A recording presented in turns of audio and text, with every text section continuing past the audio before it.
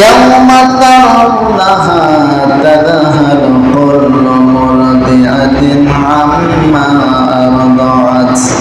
সেদিন দেখতে পাবেন, ইয়াউমা তারাউনাহা, সেদিন তাদেরকে দেখতে পাবে যারা যে মা তার সন্তানকে দুধ খাওয়ায়, দুগ্ধ পান করায়, সেদিন মা তার সন্তানকে দুধ দেওয়া ভুলে যাবে। সুবহানাল্লাহ। কিয়ামতের ময়দানে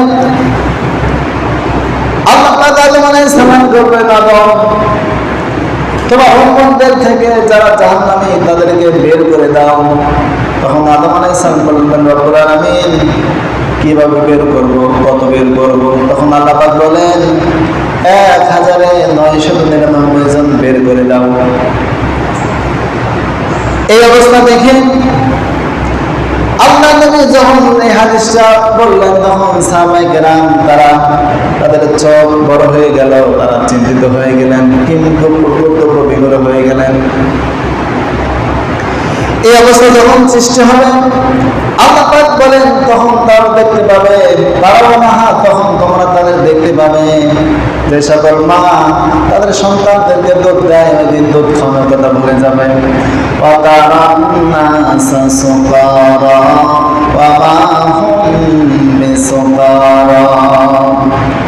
সেদিন মানুষের অবস্থা এমন হবে, দিক বিদিক ছোটাছুটি করবে, মদ খেয়ে বিভিন্ন নেশাদ্রব্য পান করে মানুষ যেমন ছোটাছুটি করেন, আবল তাবল করে, ঠিক কিয়ামতের দিন যেদিন শুরু হয়ে যাবে, ওই ভয়ঙ্কর অবস্থা দেখে মানুষেরা ওইরকম ছোটাছুটি করবে, আবল তাবল হয়ে যাবে, মনে হবে যেন মদ পান করে ঘুরে বেড়াচ্ছে।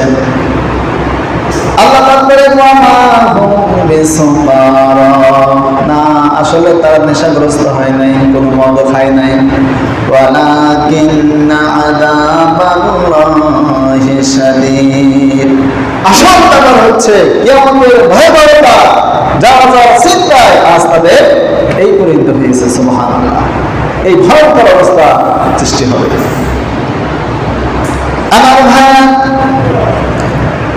আল্লাহ তাআলা বলেন, ইদাশ শামসু কুওয়িরাত ওয়া ইদান নুজুমু কাদারাত ওয়া ইদাল জিবালু সুয়িরাত ওয়া ইদাল ইশারু উদ্দিলাত। আল্লাহ পাক বলেন, ইদাশ শামসু কুওয়িরাত, যখন সূর্য আলোহীন হয়ে যাবে,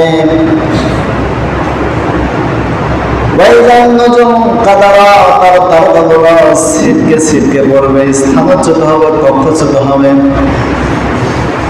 আপনি একটু চিন্তা করেন তো দেখি, এই সূর্য তাপ দিচ্ছে, হঠাৎ যদি সূর্য তাপ না দেয়, আলোহীন হয়ে যায়, পৃথিবী কি অবস্থা হবে বলেন তো দেখি? অন্ধকার হয়ে যাবে কি যাবে না?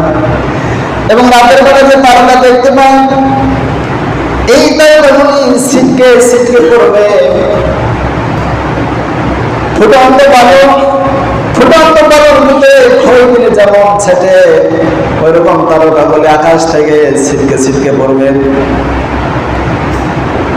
এবং পাহাড় পড়বে, চলমান করা হবে। চিন্তা করেন তো দেখি, এই যে বিশাল বিশাল পাহাড় যেগুলো আল্লাহ তাআলা এই জমিনের জন্য পেরেক রূপে গেড়ে দিয়েছেন, যাতে করে জমিন হেলাধুলা না করে, কিন্তু কেমন যখন শুরু হয়ে যাবে, এই বিশাল বিশাল পাহাড় তখন উড়বে, চলাচল করবে।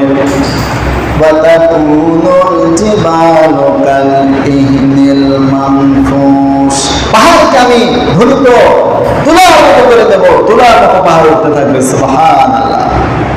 তুলা উঠে দেখেন নাই, ওই যে শিমুল গাছে তুলা যখন ফেটে যায় পাকে, তখন বাতাসে পড়ে, ওটা কি ধরা যায় বলেন? না, একটু একটু করে চতুর্দিক করতে থাকে। ঠিক আল্লাহ পাক তুলা বললেন এই কারণে, তুলা যেমন হবে ঠিক এত মজবুত সুদৃঢ় পাহাড়গুলো সেদিন তুলার মতো উঠতে থাকবে। সুবহানাল্লাহ। আল্লাহ পাক আরো বলেন, ইদাস সামাউ ফাতারাত ওয়া ইদাল কাওয়াকিবু ইনতাসারাত ওয়া ইদাল বিহারু ফুজ্জিরাত ওয়া ইদাল কুবুরু মু'সিরাত। ইদাস সামাউ ফাতারাত, আকাশ যেদিন খান হয়ে যাবে, ভেঙে চুরমার হয়ে যাবে। এই যে সুশ্রী সুন্দর মনোরম আকাশ আমরা দেখতে পাই, কেমন যখন শুরু হবে তখন এটা খান খান হয়ে যাবে, চুরমার হয়ে যাবে। এবং তারকাগুলি নক্ষত্রগুলি স্থানচ্যুত হবে, সব খসে পড়বে। এবং সমুদ্র তখন উদ্বেলিত করা হবে।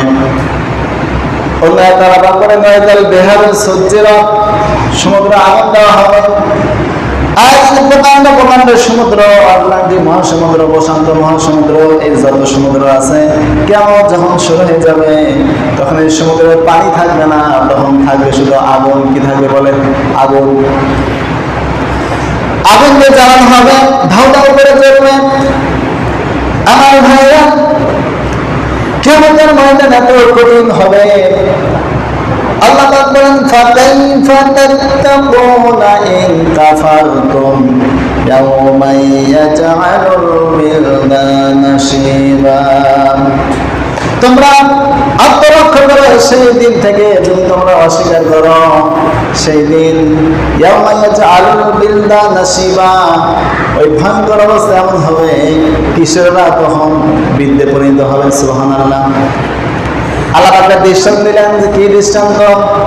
কিয়ামতের অবস্থা এত ভয়াবহ হবে, যারা কিশোর তারা ওই ভয়াবহতা দেখে তখন বৃদ্ধ হয়ে যাবে। আল্লাহ পাক অন্য আয়াতে আরো বলেন, আল্লাহিল্লাহু ইয়াওমাইদিন বা'দুহুম লিবা'দিন আদুউন ইল্লাল মুত্তাকিন। কিয়ামতের ময়দানে কোনো বন্ধু থাকবে না, সবাই শত্রু হবে। শুধু যারা মুত্তাকি তারা পরস্পর বন্ধু হবে। খুব ভালো করে শুনেন, এই যে আল আখিল্লাহ শব্দ ব্যবহার করেছেন আল্লাহ। খলিল শব্দ এক বছর, আল আখিল্লাহ বহু বছর। যদি খলিল দেন তাহলে অর্থ হলো শুধু একজন ছাড়া আর কাউকে ভুলবে না। আর আখিল্লাহ আল্লাহ ব্যবহার করেছেন, তার মানে আপনার জীবনে যত রকম বন্ধু আছে, শৈশব থেকে শুরু করে বার্ধক্য পর্যন্ত, মৃত্যুর পূর্ব মুহূর্ত পর্যন্ত যত রকম বন্ধু আপনি পেয়েছেন। কি আমাদের বন্ধু থাকে না? বলেন, অনেক রকম বন্ধু থাকে। কারো বন্ধু থাকে পড়ালেখার ক্ষেত্রে, কারো বন্ধু থাকে কৃষিকাজের ক্ষেত্রে, কারো বন্ধু থাকে চাষচলে, কারো বন্ধু থাকে পলিটিক্যাল এরিয়ায়, রাজনৈতিক বন্ধু, কারো বন্ধু থাকে আরো বিভিন্ন রকম বন্ধু। যত রকম বন্ধু আপনার আছে, আল্লাহ পাক বলেন কিয়ামতের অবস্থা মারাত্মক হবে, যেদিন সব বন্ধু তখন শত্রুতে পরিণত হবে। কেবলমাত্র একমাত্র যারা মুত্তাকি, যারা পরহেজগার, তারা দুনিয়ায় যেমন যাদের বন্ধুত্ব ছিল, পরকালে ওই মুত্তাকিদের বন্ধুত্ব অটুট থাকবে। সুবহানাল্লাহ।